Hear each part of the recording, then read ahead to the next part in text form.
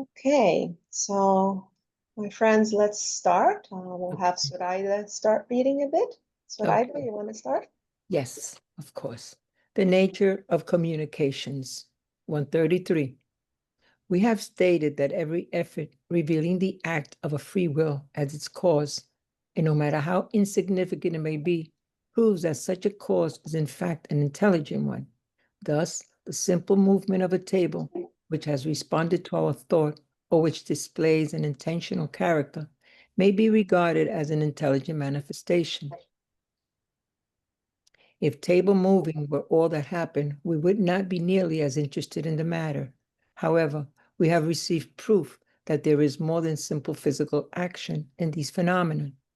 Any practical usefulness that we can derive from them would be zero or at least very limited.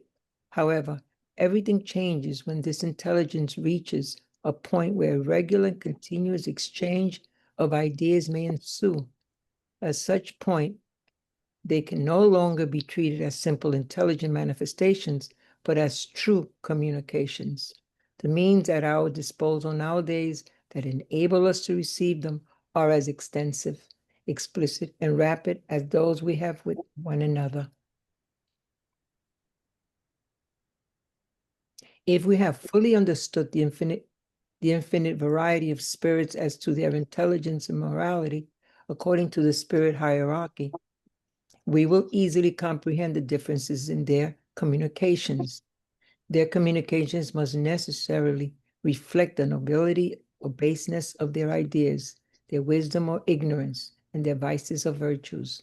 In other words, their communications no more resemble one another than the communications of people of illiterate and more educated cultures among humans. The different types of communications can be classified into four main characteries, categories. Categories. According to their predominant characteristic, they may be crude, frivolous, serious, or instructive.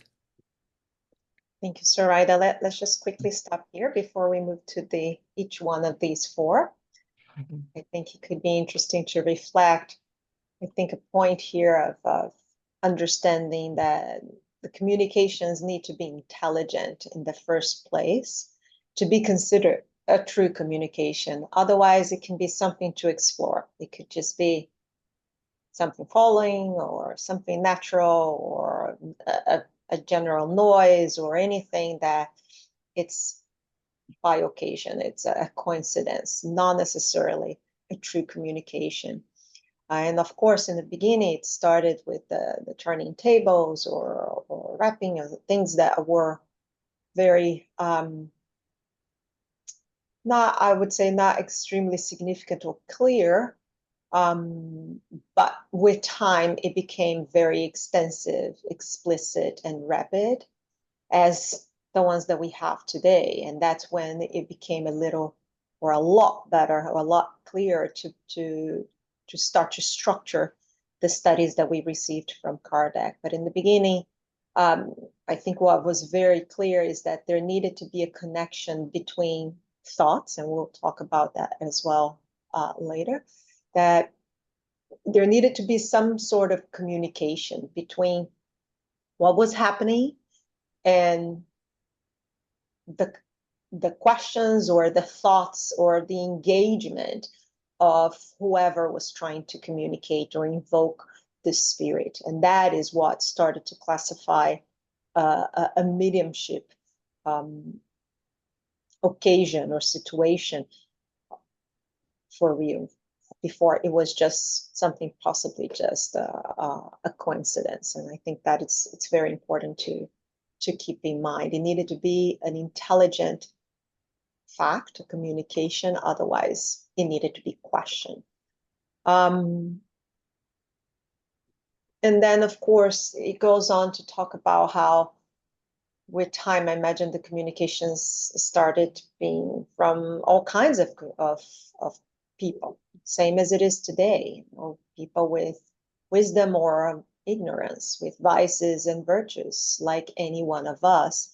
And in everyday communications, you talk to some spirits that are more aligned to to what we understand, or more enlightened or less enlightened, more interested in taking a communication seriously, others just really frivolous and crude, as we're going to study in the next in the chapter ahead. Any comments and questions here before we get into the 4 types of characteristics? Oh, can't quite see you, colleagues, so jump in if you need. All right, so Soraya, let's keep going with crude communications. Yes. Crude communications, 134. Crude communications are those containing expressions that shock decorum. They can only come from spirits of the lowest orders, who are still soiled by all the impurities of matter, and there is nothing different about them than the expressions used by depraved and crude human beings. Any person with a minimum amount of sensitivity is repulsed by them, for they are trivial, ignoble, obscene, insolent, arrogant, malevolent, and even impious, depending on the character of the spirit. Thank you, Soraya. Let's talk a little bit about this crude communications before we proceed. I try to look up some of the other books, especially Heaven and Hell, since there's so many communications there, to see if there were any examples of exact, crude communications. And no, I couldn't find. There are examples of frivolous, of some that are extremely negative, but they're still very instructive. But crude in particular, I couldn't find. But I can imagine what could come from these communications. And I think an important aspect of these communications is also to consider how the broader message of this chapter, which is really about the moral influence of spirits and how aligned and how their affinity connects to us, and how important it is for us to keep our thoughts vigilant, our actions vigilant, so we do not attract or we are not in the same vibration or in affinity with spirits that would be trivial or obscene or insolent or of any kind, that as described here in this crude communications. Of course, it doesn't mean it's not the same for us mediums participating in mediumship meetings, or in SGNY at least. The work that we do there it's different. Of course, it's what gets brought to the meeting for different reasons, not necessarily what we as mediums or all of the ones participating in this group would be bringing to the communications there. It doesn't mean we don't bring it. We do bring it. But of course, in the session, there are higher orders. There are enlightened spirits managing the meeting to help us, mediums especially, but are all involved, to control a bit that communication. So we don't bring the ones that are frivolous or crude that would waste that meeting's time. In the meeting, it's a bit different.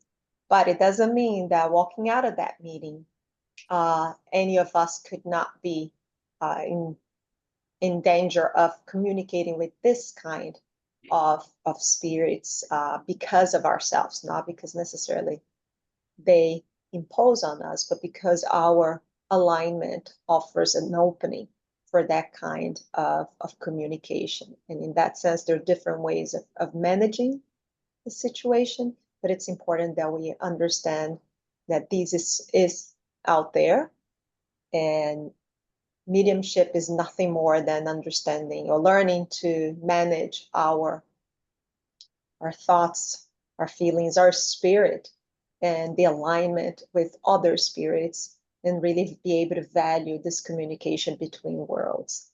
So it is an important one to keep in mind, even though I couldn't quite find the exact example in other credible books. I don't know if anybody would like to bring questions or comments or examples of running into any of these situations or spirits. And just a comment. I think in the mediumship meetings, we probably don't have crude spirits in the sense of like that anything that would not be beneficial or constructive. But we do have a few that have to be filtered, crude thoughts, and I think a lot of it insensitive, and obviously because of the condition they're there, and I think the way that they are, obviously they're in need of help. So that need being uncovered, part of the personality of the spirit being, still undeveloped, or, what we consider, bad spirits, is really just ignorant, or sometimes the behavior, like based on previous life, may lead them there. But I think one of, like you said, part of learning how to manage is how to manage what can be expressed as opposed to what we're going to like sort of repress, right? By our own understanding and judgment, but also by the presence of the elevated spirits that are sort of managing on the other side. So I think there are crude thoughts sometimes that can be brought, and we are the ones who have to kind of filter as we become more experienced to understand that, hey, this is not the time to do it, or there's a different way for us to express this. So there is a bit of responsibility on the medium to know, as you are part of that process, to filter some of those crude thoughts, I'll call it, because and it can be very graphic. Sometimes we all know that we sort of have this view while we are doing the work that open up some doors that not as, sometimes it can be very shocking, right? Just if you don't, and I think we are, as mediums, learn how to kind of filter that, and working with our guides to help us not to express everything that's being brought up to our mind or to our spirit itself. Thank you so much, Rogério. Yes, indeed. And thank you for sharing this. Very important. Possibly the majority of the spirits that come to our mediumship meeting, at least there are different ones, right?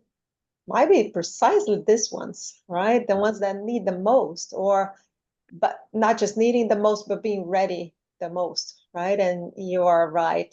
For us, it's filtering a bit of the language, a bit of the intensity and the behavior, as much as we learn through that process. But you're right. The ones there are probably exactly these ones, and we filter a lot. But it's a beautiful thing to see as well. The message here of mediumship is it's service to without judgment. Although we all judge, we know it's very hard not to judge. But the idea is to, even though we judge, we understand that there is a work, there's a service to be done behind, or more above, actually more important than anything. And it's not really about judging, it's helping all these spirits and ourselves. A lot of times we learn way more than we actually probably help them. We like Yeah. to think we help them. We don't know, right? We often don't see what happens after. We actually often see them coming back. So it feels a bit sometimes, wow, are we really helping? But maybe the point is not exactly helping them, but we do help ourselves over time as we learn. Even from this crude communications that one can be thinking that it's at different levels and these might be at a lower level. Perhaps no, perhaps they're not at the lower level and there's no such a judgment, just that it's important. And if we can open a door to be of service, this is really the job of mediumship and the role of communicating between worlds. So it's a beautiful and challenging job to filter. Any other comments, messages? Yes, please, Wayne, come in. When you're searching for examples of crude communications in the writings, the reason you probably don't see them is because they don't give us much to learn from. It might be enough just to describe them, but to actually envision the crudeness of it and doesn't add anything. That's true, Wayne. Thank you. Yeah, it makes a lot of sense. Why would it, it's part of the filtering, right? We filter. It's important in the mediumship meeting to filter, but still communicate clearly what needs to be communicated. But in writing, you're absolutely right. What would get to us, it's more of the enlightened messages that we're going to see about the serious and the instructive communications that we'll talk about it ahead. Yes, very much true. Thank you. Any further comments on crude communications? Hi, Anna. Hi, it's Carol here under administrative today, actually. Yeah, do you think that prior to the meeting, before our group gets together for the well, to assist the spirits, would the spiritual benefactors and the mentors actually already block them? Like they may deal with them separately outside of the meeting or the circle? In other words, saving every one of the mediums extra wear and tear, because it could be very difficult. Yeah. Thank Thank you. you, Kara. It's a very good question. I'm not sure. I would be inclined to believe that to some extent, yes, they filter the ones that are ready to be helped, that can benefit from our level of affinity or a level of understanding and compassion to be able to engage in a productive way. But who knows? At the same time, I think the higher spirits are having us learn as well. They allow us to struggle a bit. They allow us to suffer a bit. Some of these communications are very painful, like physically and mentally painful. It's hard to detach after them. You come home and it's a bit intense sometimes, but I think it's part of the process, a part of our learning as mediums, as supporters, or as dialoguers to go through that process of sometimes failing, sometimes being frustrated, sometimes just trusting the higher spirits. Very often, as you know, the dialoguer doesn't exactly give up, but says, okay, there's a friend next to you that will help you. Meaning, please, higher spirits, take over and help it, because we've done all we could, all we understood we could understand and help. So I think it could be a bit of both, Carol, a bit of them filtering and then helping us to learn to filter a bit as well. It could be. I don't know what everybody thinks. Any comments there? I agree. I think there is a shared responsibility here. I think if it's 100%, I think there is enough coverage on the other side not to be disruptive. But sometimes those spirits will see themselves in shackles, like he's restrained somehow. And I think that's a sign that, hey, you can't just act up here. You have some sort of boundaries. But there's definitely responsibility of the medium to also be able to control and to be, I think it's part of our, like, we signed up for it. You need to kind of grow and mature, right? And that the maturity piece is like, you have to share the responsibility, right? You are part of this process as much as the spirits on the other side. So I think there is a sense of like, we need to also take responsibility for that. And we'll get some, as I said, I don't think spirits will put anybody in front of us that would be completely disruptive and out of control that we can, manage. But there's an expectation that we should manage as well, or co-manage, right? With the sort of like a shared responsibility on that sense. Thank you, Rogério. Indeed, that resonates a lot. But reading some of the other books, which talk about different types of mediumship meetings or experiences of communications, it seems that a big message is also for the group, and especially the directors, the dialoguers, to really learn to distinguish the serious spirits, the crude ones, the frivolous ones, the messages that should pass, the messages that don't. And I'm sure Kardec, as you know, had a very, very rigorous process of triangulating the information that came to these books. And he must have gone through, and he did, right? That we know of thousands of communications and having to swift through what's real, what's not, what's just silly and not instructive, what's just joking, and it could be from the medium or from the spirit, right? Because we also know that these communications are extremely in how do we say a big portion of the communication is actually from the medium's psychic. It depends on our ability of understand what's happening, aligned to the mind of the spirit, the frequency there vibrationally. It depends on our language skills as well. If we can translate into a communication what's coming through a psychic thought most of the time, or a feeling or an image, you have to translate. Actually, most of the time it's an image almost. You have to translate that into words. So what gets said is often the words of the medium to the best of their understanding and abilities to translate the message.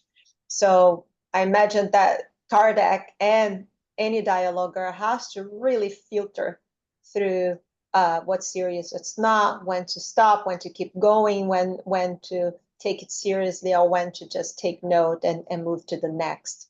But it is, I'll to say, it's an incredible exercise of analysis and aligning the influence of the spirits, and really trying to focus, bring back always the understanding of the moral influence of any communication. What's the moral aspect that we really want to bring?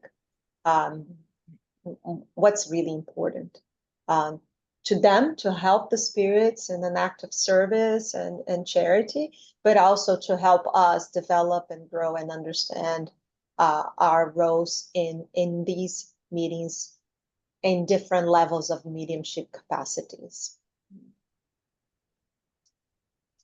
Any more comments here on crude communications before we move to frivolous communications?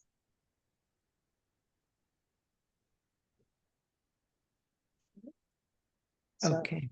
all right, Sarada. Yes. Frivolous communications, 135. Frivolous communications are those from frivolous, marking, or mischievous spirits who are more cunning than downright evil and who give no importance to anything they say. Since these communications have nothing improper about them, they please certain individuals who find them entertaining and who find satisfaction in useless conversations in which much is talked about, but nothing is actually said. These spirits sometimes let loose with witty and biting tirades. Okay. Offering mixing banal jokes with hard truth that nearly always hit with great accuracy. Frivolous spirits are the ones who swarm around us and use every opportunity to meddle in our spirit communications. Truth concerns them very little, and thus they feel a malicious pleasure in befuddling those who are weak and predisposed enough to believe their words. People who like this sort of communication naturally open themselves up to frivolous and deceiving spirits. Serious spirits stay away from them. As among us, serious men and women stay away from groups of irresponsible people. Thanks, Sarada. Thank you.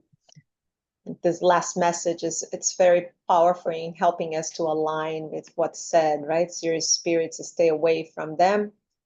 As among us, serious men and women stay away from groups of irresponsible people. I think this is a bit of what it is. These spirits are a bit irresponsible and immature, but most likely suffering as well and in need of some kind of communication or contact or interaction. So of course, we're not there exactly to judge, to be compassionate as much as we can, but also to not engage or be fooled by these situations. I believe this can be possibly a very common type of communications. People from those innocent little games that they have. I don't know what's the name of those games that children play with it. Forgot the name.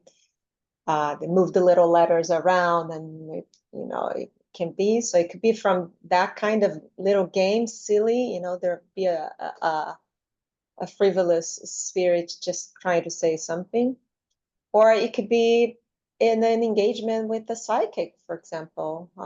If you're really there, giving yourself to be directed by another spirit, making decisions for you or indicating the directions to go and not to go, I think you open up yourself to a lot of this frivolous communications. If you expect higher, we know the higher spirits are not going to make decisions for us. They're not going to interfere in any of our in our lives. They're going to respect our free will. But we are, imagine, very tempted to expect a mentor or higher spirit or a psychic to tell us what's going to happen and how it's going to go, and what should I do and how should I go about it. It's very tempting. We all, I think, appreciate a bit of guidance from time to time, but it can be dangerous. It can be really dangerous. We know that any communications that come in with very precise language of do this or don't do that, or pay this, don't pay that, ignore this, it should be questioned. It doesn't mean it's always wrong or always frivolous or always negative, but it should at the bare minimum be questioned, be challenged, and be rationalized, triangulated, because we know the series of spirits are not there to engage in that kind of exchange. That's not to say that the higher spirits are not going to help us. They definitely will. But I imagine they have different ways of guiding us, that it's not through a negotiation, an exchange of money, or a way of getting us off the hook, let's say it, or scared. I think they pause and think about it, and help us pause and reflect, and engage with the information in a more intelligent way and not a frivolous way. Any comments here?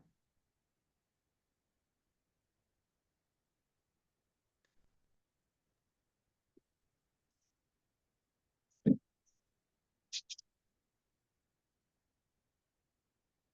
think an important point here as well, it's when it says that the truth really regards them, concerns them very little. I think they're much more after a joke, a game, or some kind of a gain, a personal gain, than actually focusing on the hard truths of what is really important in any exchange, any communication. The series of spirits are not going to meddle in our lives or in other people's lives. They're more serious about bringing important messages, but in a way that it's still respectful of our need to develop, to evolve on our own.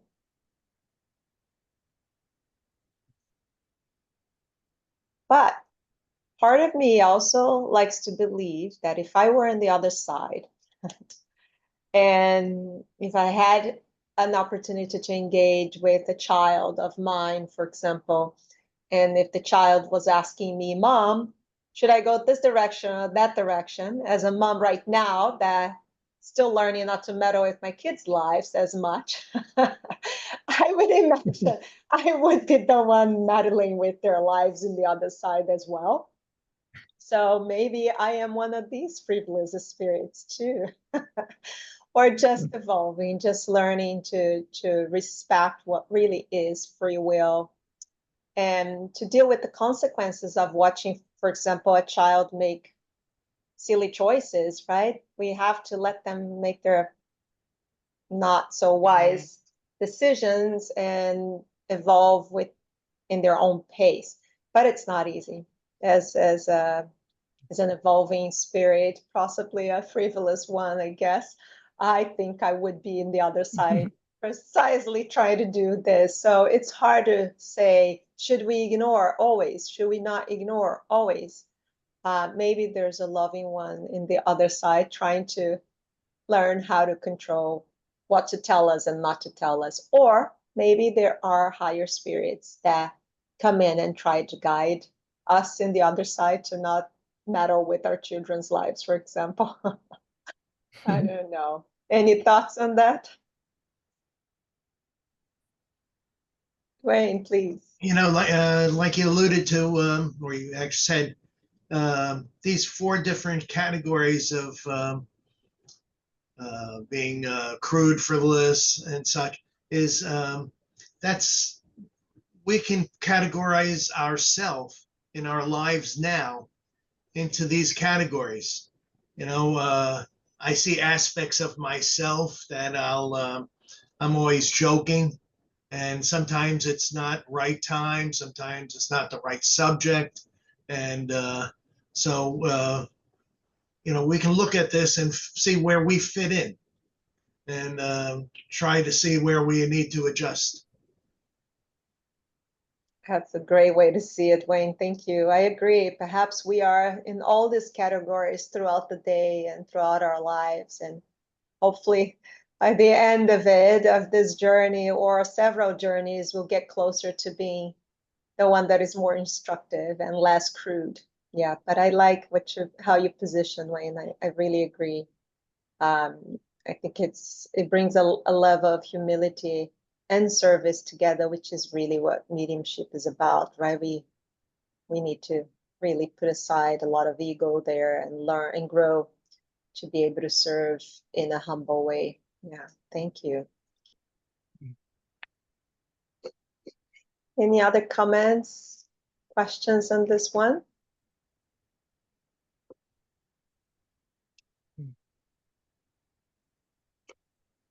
Okay, so Sarayda, let's move into serious communications. Serious communications, 136. Serious communications are serious as to subject and form.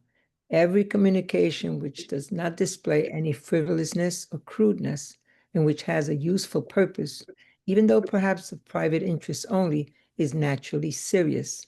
However, that does not mean that such communications are always without error, since serious spirits are not all equally enlightened. They are ignorant of many things. They may be mistaken about them, though in good faith. That is why truly high-order spirits constantly recommend that we submit all communications to the control of reason and the strictest logic.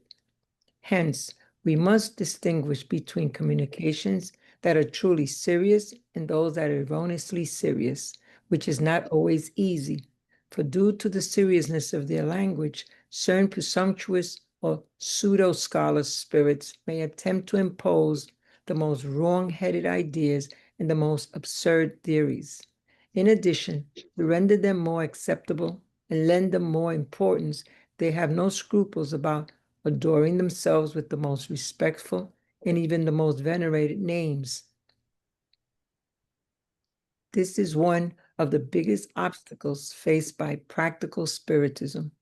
We shall return to deal with this subject further on, giving it the development required by its importance, and at the same time, we shall shed light on the means of avoiding the danger of erroneous communications. Thank you, Sarayda. Thank you. I like where here it specifically says that there are the serious, but also the erroneously serious. I think this is quite interesting, right? Because I think we see very often some of these. Of course, the serious ones very well, nicely documented and in reliable literature that we come across.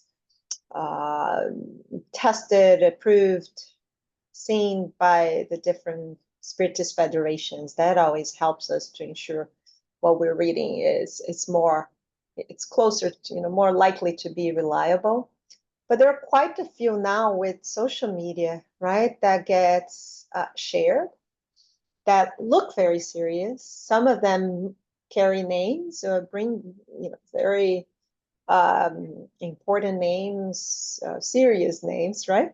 But it doesn't quite mean they're all reliable. Doesn't quite mean they're all really from the people that have signed, or that the message should be fully trusted. And this is, I think there's several examples of these. I think we've seen from Jacob Sotrovão in Brazil is a lecturer that teaches about the medium's book, and he talked about several examples of mediums in the internet using the name of Chico Xavier to say, he said, this is the end of the world, or you should. He actually mentioned an example that I had not come across, which is apparently someone put in the internet that during COVID, a particular time of the day, or the spirits were going to vaccinate everybody, and that you should just sit still and put your arm in a specific position that you would get vaccinated for COVID. And they signed as Chico Xavier. So you can imagine what happened. A ton of people actually sat there waiting for the vaccine. And while there might be some positive aspect to that behavior of people sitting and hoping and praying and expecting to be protected in some way against COVID or anything else, it's still very important that we question that a message. It's not likely that a spirit like Chico Xavier would share that kind of communication. We all suffered through COVID terribly, some of us more than others, but we know there was a very important lesson to be learned. There was a reason to go through what happened. And Sirius spirits perhaps would talk more about this and how to help us through courage, and not necessarily to deviate people from vaccines or anything, treatment or serious science. But anyways, this is just an example that I thought it was interesting of a serious communication that looked very seriously, but it was possibly an erroneously serious one. And then there are several beautiful ones, especially the book Heaven and Hell. It brings some very, very sad from spirits suffering. Some of them possibly in the line there also of some crude thoughts. Others very much already processing what they did and sharing beautiful messages of growth. Some of them had gone through suicide and brought beautiful messages. Some of them just coming out and trying to understand what happened, where am I?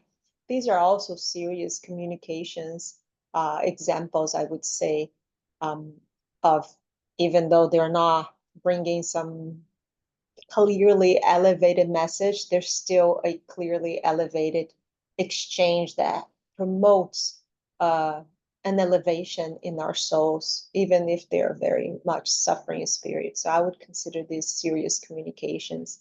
Then there are the elevated ones, the ones we know that some of the serious mediums like Chico Xavier, like Divaldo, bring in instructing or explaining a situation.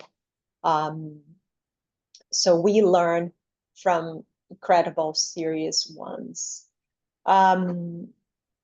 I think to me in this particular chapter or section there, paragraph, that was really caught my attention is about this pseudo scholar spirits that come with very eloquent language. It's not uncommon that we get some eloquent, educated spirits that are able to bring very, very fancy messages, but possibly with some wrong-headed ideas, some absurd theories that it's important to continue to explore, to reflect, to challenge and try to understand and triangulate with other messages and theories before really taking it seriously or promoting it as a serious message that can be trusted. Any comments or messages here?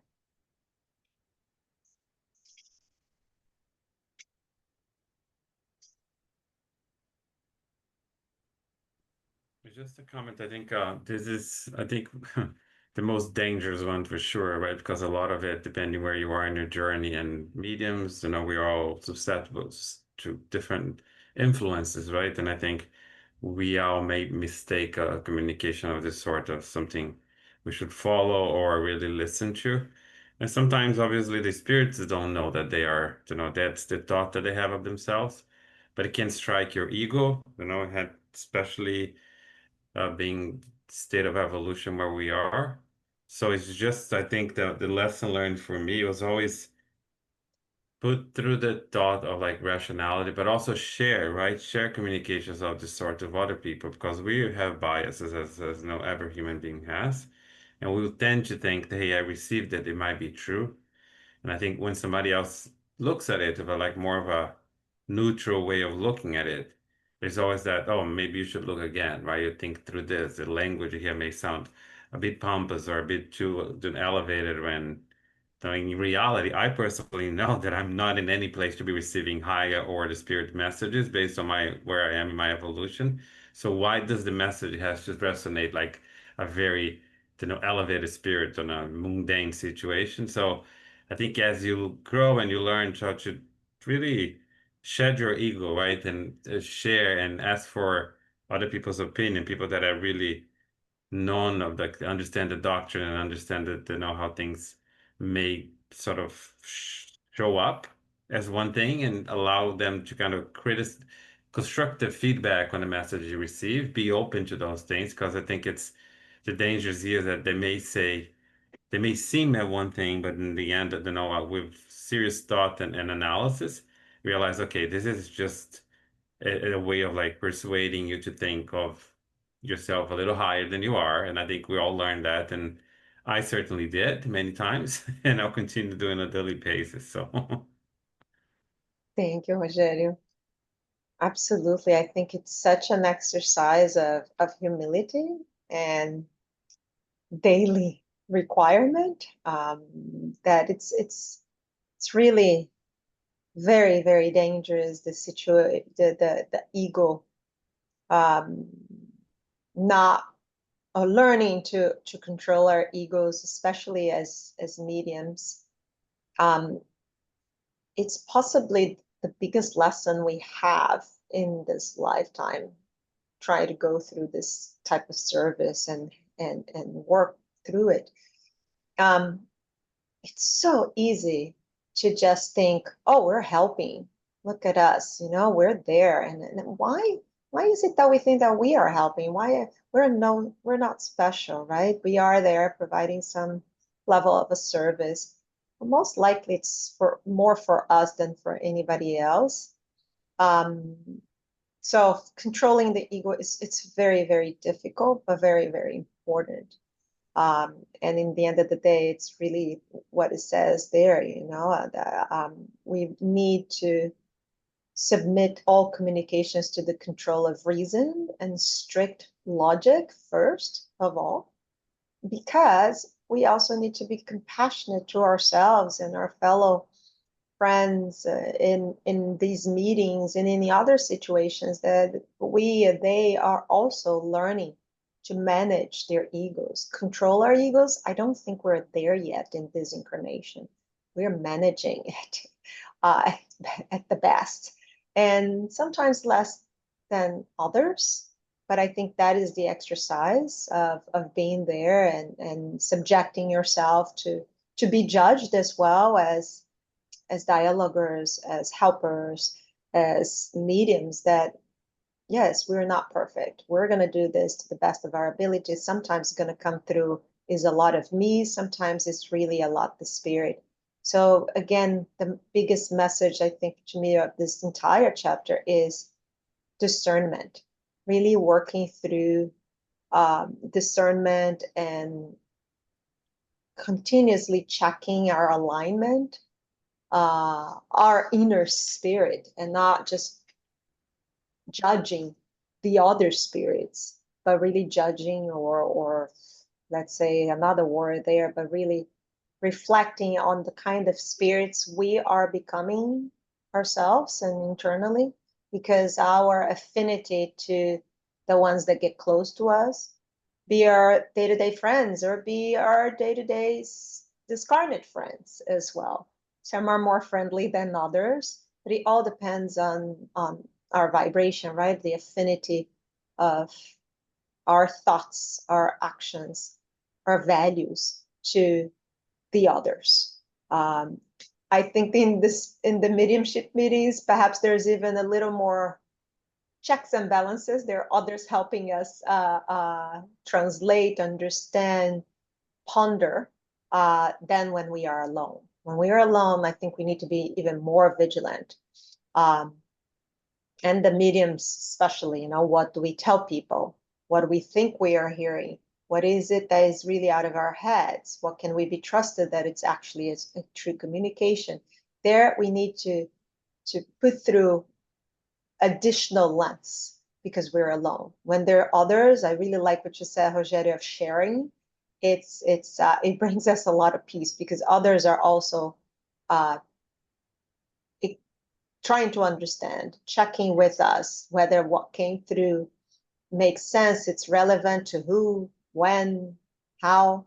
But when we're alone, it's when we need to be extra careful of believing what we think we hear, understand, see, and going from there. I saw also, I think was perhaps was also Trovão that studies the mediums book that said that especially the mediums that can see, apparently these are the ones that are most, that should be most, I wouldn't say questioned, but reflected upon to really understand what's the meaning of what you just saw, how you saw it, how much is it really influenced from your experience, what you live through and not.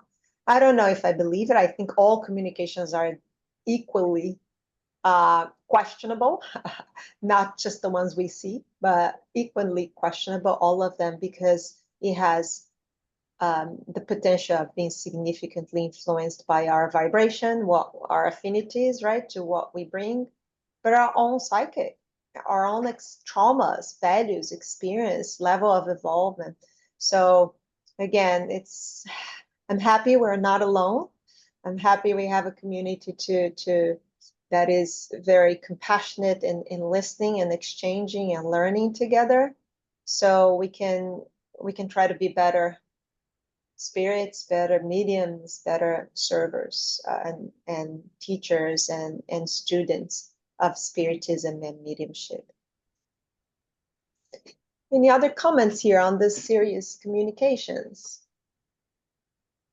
No, I think it's just one more thing. I think it's just important that we give ourselves a license to fail, right? Sometimes, and this is just part of the growth. I mean, there's no failure, there's learning lessons, right? And I think the failing piece that we're all afraid of, and we're all afraid of by like the way society treats us, right? You cannot fail, you have to succeed, your life you have to show what you earn throughout. But we're not infallible, right? We're human beings in this process of growth, and mediums are the same exact, sometimes worse, because we know we agreed to something that others didn't have to, because, and again, thank God we had this, this sort of something that's going to really lessen our burden, right? As spirits who are, in debit, because we know that's the reason why we actually agreed to do it. So, but this is like a blessing.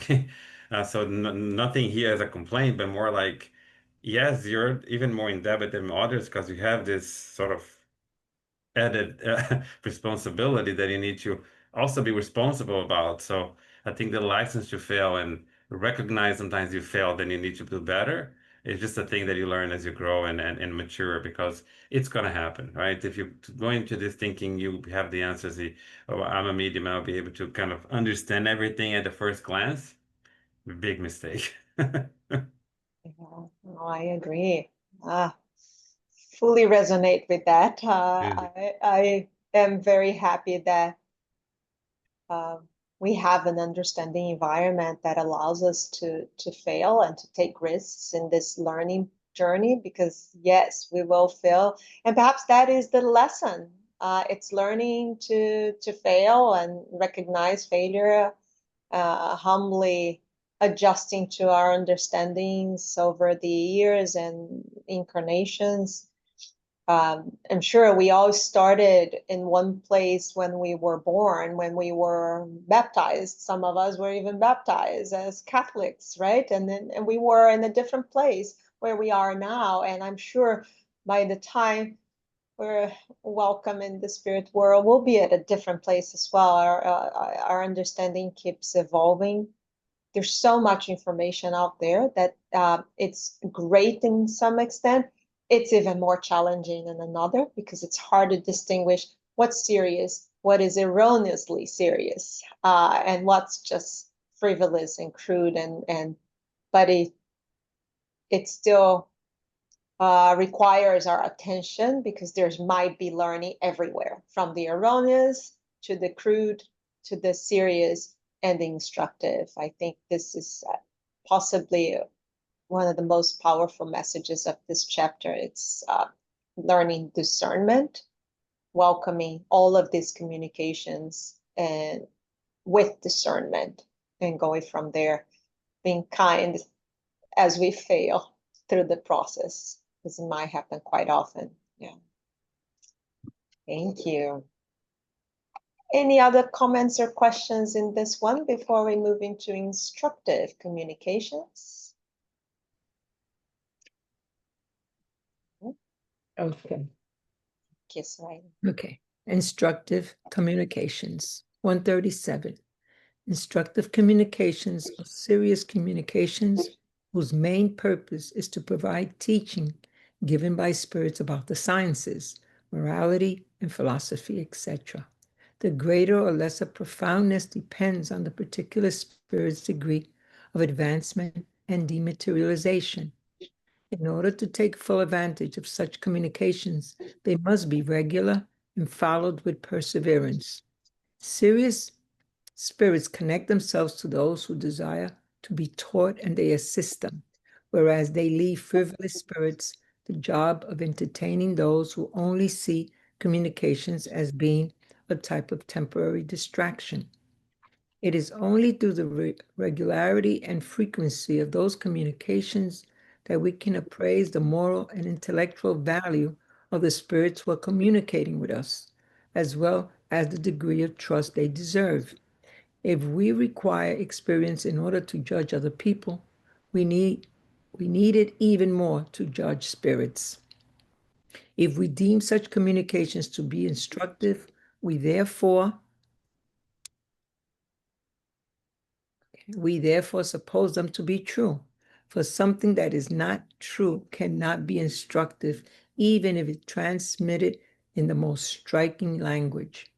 Thus, in this category, we cannot include teachings that often display a striking and pompous style, since they come from spirits who are more pretentious than wise and who wish to deceive us.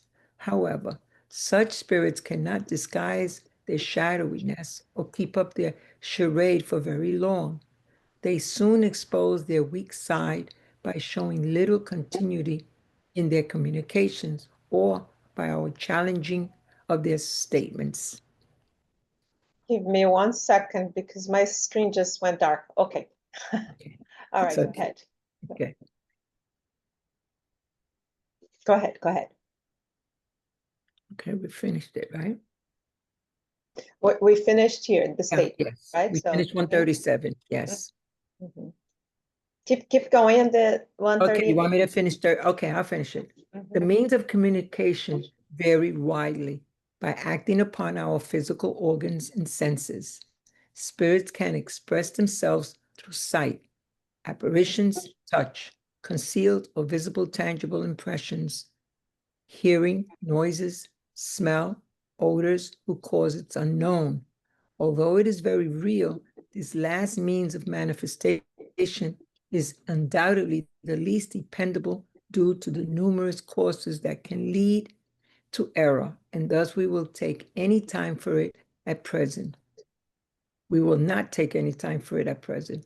What we must carefully examine are the diverse means of receiving communications, that is, a regular and continuous exchange of ideas. The means for doing so are raps, speech, and writing. We shall pursue our study of them in special chapters. Thank you, Soraya. Thank you. I don't know how you felt reading this couple of paragraphs, but especially this last one. There's a few things that I felt that it's possibly evolved since the time of Kardec. What could be described here a bit, I think there are more ways of that spirits can express themselves. And to me, it's something that it's particularly missing here. It's through thought.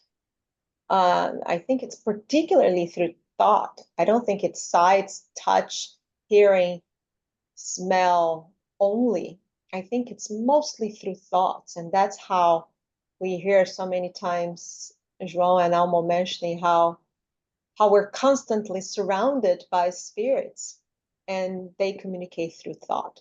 Maybe the most instructive spirits communicate in these ways, but I would think that it's through thoughts and the writing process that happens often, as we see some of the most serious mediums doing, and speech as well, but the writing is what we see most commonly because it gets checked. It's so I imagine there would be a lot of a more rigorous process coming through.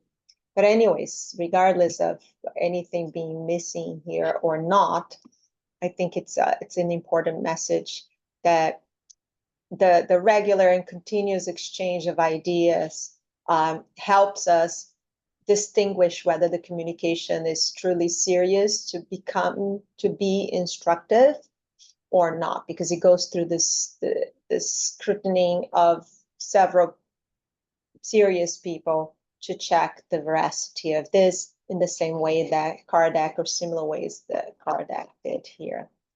So a powerful word here in this particular section of instructive communication is about truth. They're really, really highlighting that it is instructive because it passes the test of truth. It needs to be it needs to bring support something that is truthful. It seems such communication to be instructive. We therefore suppose them to be true. For something that is not true cannot be instructive, even if transmitted in the most striking language, which is what we talked a little in the other one. You have some very eloquent speakers and writers, influenced or not by the mind of the medium. It can be easily mistaken by something that has a potential of being instructive. But if it's not true, it can be beautiful, it can be eloquent, but it's still not helpful, not instructive at all. And it's something to keep in mind. Here, also a powerful message is that the point of judging. If we require experience in order to judge others in our day-to-day life, the people that come close to us, we need even more to judge spirits because we're not seeing them as much. We're not truly fully engaging with them as we are with incarnate people in a day-to-day. So it requires even more discernment, more questioning, more checking to judge what and who, what kind of spirits come and what messages they bring, whether they're instructive or not. Any comments here?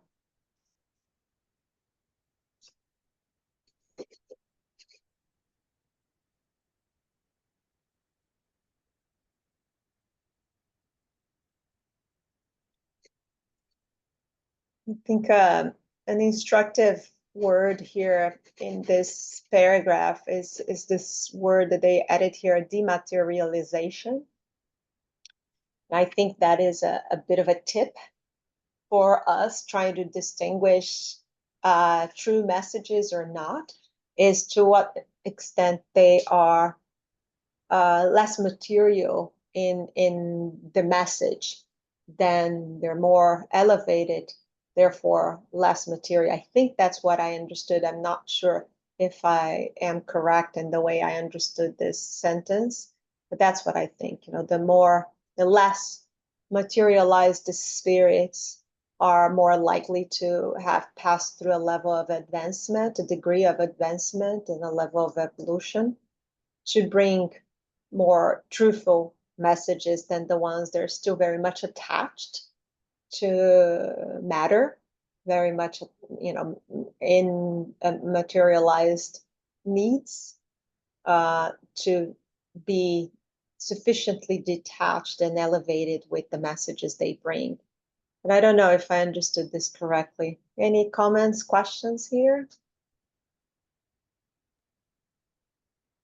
I have a comment is about the paragraph that talks about, it's only through the regularity and frequency of these communications that we can appraise the quality, which we're just there. So I think there's a sense of we need to understand that out of first sight, some communications might come in as high level, right? So this idea of consistency, right? When we receive a communication, that spirit comes back, and the quality of that communication stands, right? And sort of the truth behind it is like continuous and no changing language or behavior on the spirit's part, because that's a very dangerous thing for us to assume one communication might stand as very truthful in itself, but if you start comparing that same spirit communication comes back and there's some inconsistencies, right? And this is just put into the, I would say the test of reason, right? Every time that consistency needs to be there. And I think especially for most of us who have our own flaws, right? And it's hard for us to kind of like understand the quality of the communication until you see that it stands every single time the spirit communicates, right? And I think that's just an exercise that we need to go through, look through the trail, right? To see if that is consistent in it exists is never communication. And then from that point on, you may assume that as truth, or at least some degree of superiority on the quality of the spirit. That's true, Rogério, very much so. Going through a filter of biases, a filter of truth of some kind, I think it comes with time, right? With hearing from the same spirit and seeing, as they mentioned, how much depth they sustain over a time.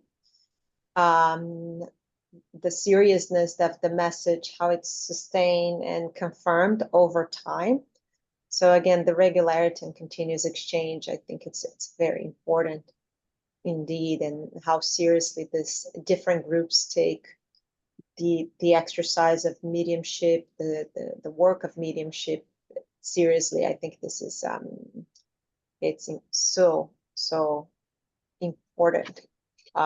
As we learn, I think the whole message here is really we're building consciousness. I think it connects. I don't know if anybody had a chance to to watch the Spiritist Federation symposium of yesterday. That they were talking a lot about the path of consciousness, and it's so much aligned to this chapter in terms of our how mediumship and these levels of communications are all about moral influence, and this is how our consciousness is also evolving, right? How we are really the path of consciousness and how we are understanding what's consciousness requires a lot of this reflection about the moral teachings, the compassion through the process of how we get to these teachings. How do we understand these teachings? A lot of times it's just our biases judging it in not so useful, instructive ways. But with time, if we get the right messages coming through, it helps align our own internal messages and biases to become a bit more honest and useful to ourselves first and to others, most importantly, eventually, right? Indeed, very, very good messages. Any comments, colleagues, on instructive communications? Anything else? Yes, hi Anna. I would like to say something. Just going back to what you and Rogerio were talking about. It's I think this question 137 is very true to us mediums who have worked. I mean, I don't work there anymore. I call work as a medium at the center on Mondays, because this is exactly what is the bottom line of this message, is meeting regularly at the same time, same group of people with the same idea behind it. There's so much work that we as living beings are doing to make this meeting happen, with no financial gain behind it, just there for assistance. I think this is how I felt. I've been a medium my whole life, but the kind of work that I did at the center, I felt very secure, because I knew that was an environment that was completely okay to let it go. So I think it goes very much into this question, because it is very important to keep discipline. I think discipline is extremely important. And the one paragraph, I have a very old issue here. My edition is from it's before this one. It says, if the experience is necessary to judge man, it is still more so to judge spirits. I think the word here, experience, is also very important, because here's the first time that I remember from the little that I read of the Kardec books that the idea of judgment is acceptable. Mm-hmm. But again, his emphasis for me is in the experience. I think you would trust the opinion of an older person rather than a child, based on the experience. Just giving a very general example. And I think that you and Rogerio and me, we learned so much to distinguish the voices. I don't think that I still should go back and continue it. The experience that I did for 10 years, I got that experience of just understanding the voices, understanding the tone of voices, the way that they came to me. I learn English as my 5th language, and I have that in my mind, that it's a learning process of learning to interpret something, to get the feel from it and understand why there is that feel for it during the communication. We are very much so, like, in a sense, nurses. This is how I feel. This is our role in those meetings. I was like the driver, and João or Elmo were behind, and we'll pick somebody up. They had a conversation, and then they'll drop it whenever it needed to be dropped. The drivers of that communication, because we feel safe. I felt safe driving that car, with those people behind me telling me what to do, in a way. So it's definitely what Rogério was saying, the regularity and frequency that we can, by doing that we can appreciate the type of message that is being laid there. And it could be personal sometimes, but sometimes, especially in the works on the Mondays, they're not personal at all, and you're just there to help. That was all I had to add to this. Thank you. Thank you, Fabio. Thank you. We do miss you. I still have your written communications, and I keep it on my. That's nice to hear. Thank you. They are beautiful messages, and I remember a while ago, before AI, we were thinking of coding some of the psychographies of the group. We had such a large group with many mediums, and Fabio was one of those that psychographed very beautiful and instructive communications. Well, AI needs to be instructed too. We are the ones teaching it, feeding this machine with information. So I think if this information is out there, Kardec, well, all the books of Kardec should be taught to these machines. Yes, they'll understand it way better than we. That's true, and I think there's some development there. I remember, a couple of years ago when I was in Copenhagen, tried to start the study of mediumship and spiritism in Copenhagen, and one of the sessions was about the medium's book, of course. And I was trying to learn how to communicate with them and in English, because a lot of the studies happens in Portuguese throughout the world, right? But we needed to do it in English to allow other language speakers to engage. And I remember talking to João and Jussara about some kind of a tool that we would feed the book, and it would talk to you as in the podcast. It was very, very friendly. An exchange, and you would, anyways, AI is there. It's still very far from where it needs to be, so we can trust. Again, we were talking about discernment, right? I think it will be the same with any AI. There's so much that we need to evolve before we can trust. But I can't help to think, if we were to feed these days a lot of this, the psychographies that we had in the past, there would be now an easy way, quick way to see trends and patterns and messages that could give us instructive additional communications from it, right? Yes, it's needed, because ultimately that machine was built to create a war, actually, with protection. So, if we teach this child the right words, it's possible. Everything is possible now. Indeed. Let's see what will keep coming in terms of instructive communications. I think this is really what we're after. I'm very humbled with the fact that we have a beautiful group of peoples every Monday that come and don't judge each other in a negative way, but keep each other checked. That we are open as well to constructive criticism or questioning. I believe, and maybe Rogério will agree with me, I think we question ourselves a lot, and we communicate with the team that I'm not sure what I found, I'm not sure what I saw, I don't understand. There's a lot that we try to check ourselves. Yes, it's a learning process.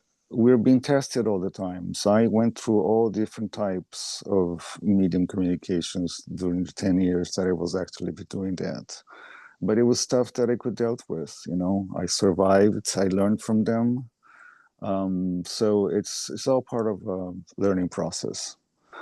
How many years have you been doing that? I don't know anymore. I haven't stopped to count, but I started with you. That was actually when I started officially. So it's been what, more than 5 years now. I don't know, maybe Okay. 10. I don't know.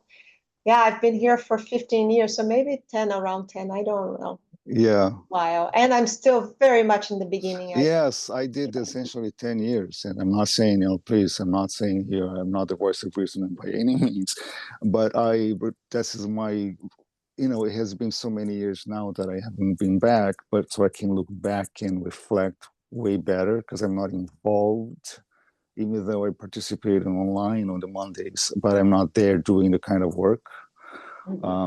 But yes, this was my impression. You definitely, you go through, I remember the meetings in the groups, they're telling their experiences. The newcomers would tell experiences they were having when I started there. So it's all a learning process. Eventually, it's going to be a type of communication and work that you are comfortable doing it, just like Rogério and I was doing so. Thank you. Thank you. Indeed. And I feel that Soraya, Carol, John, and Elmo, they each by now have learned about us as mediums.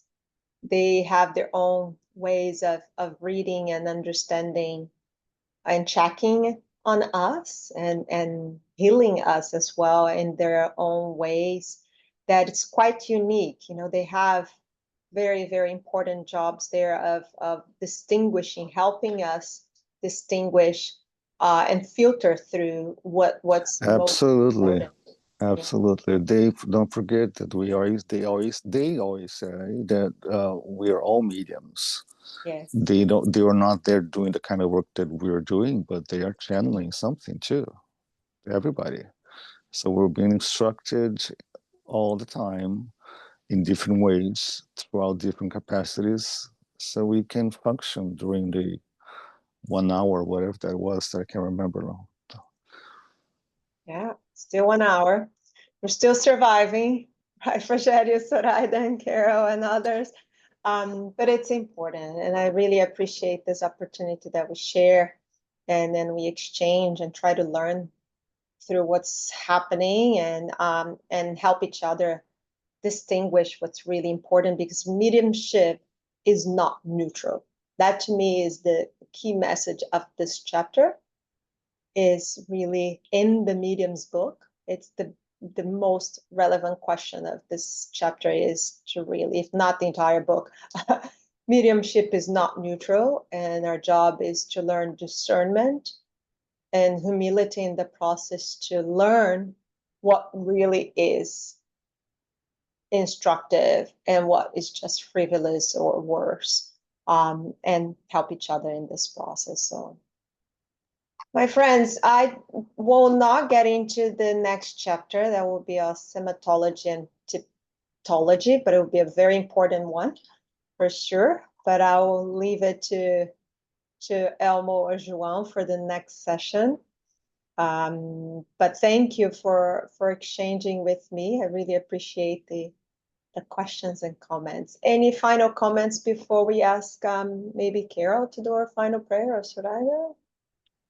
So I want just to add something. I think interesting, because it happened just this past Monday. So I think it's important just to kind of share for those who are not there. So I think instructive, right? I'm taking this as a much bigger term these days, because what happened to me when I commented with the team, the group there, that I was going through this process of too many different spirit or like feelings and visions and really physical different sensations, which to me translated as several spirits that had gone through like contact with me, right? And at that moment, it dawned on me that there was some sort of like anemic shock.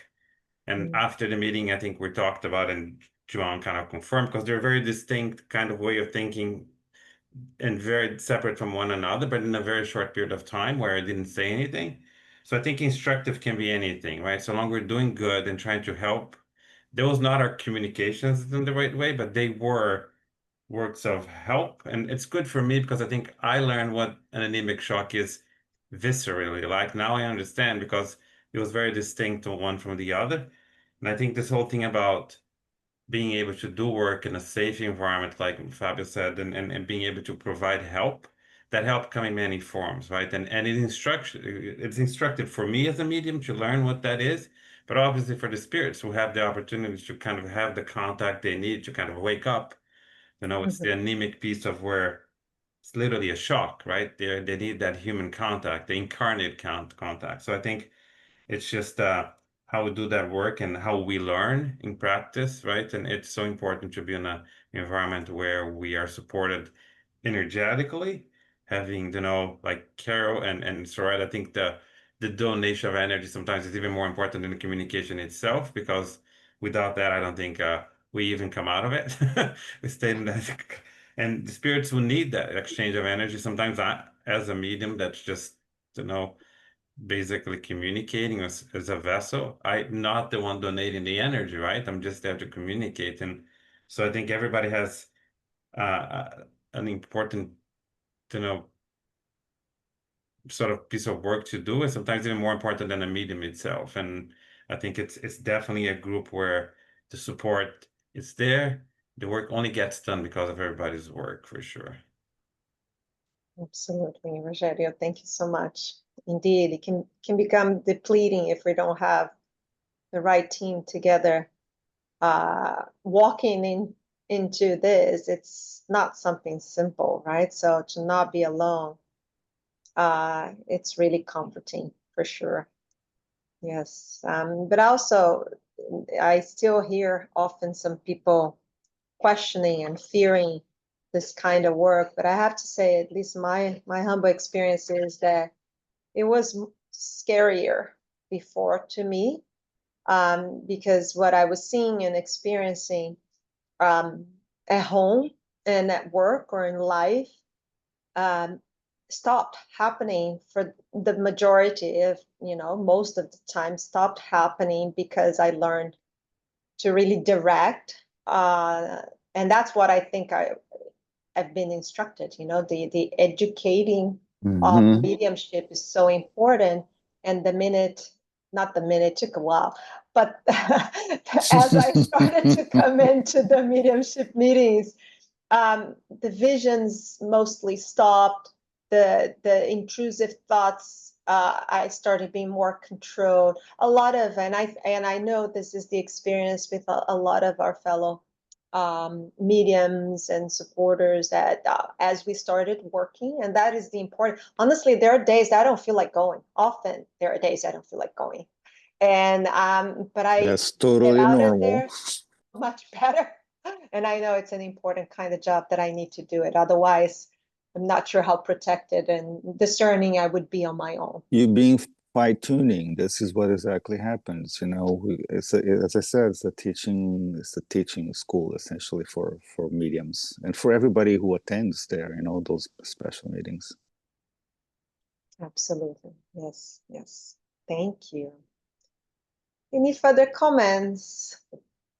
Questions?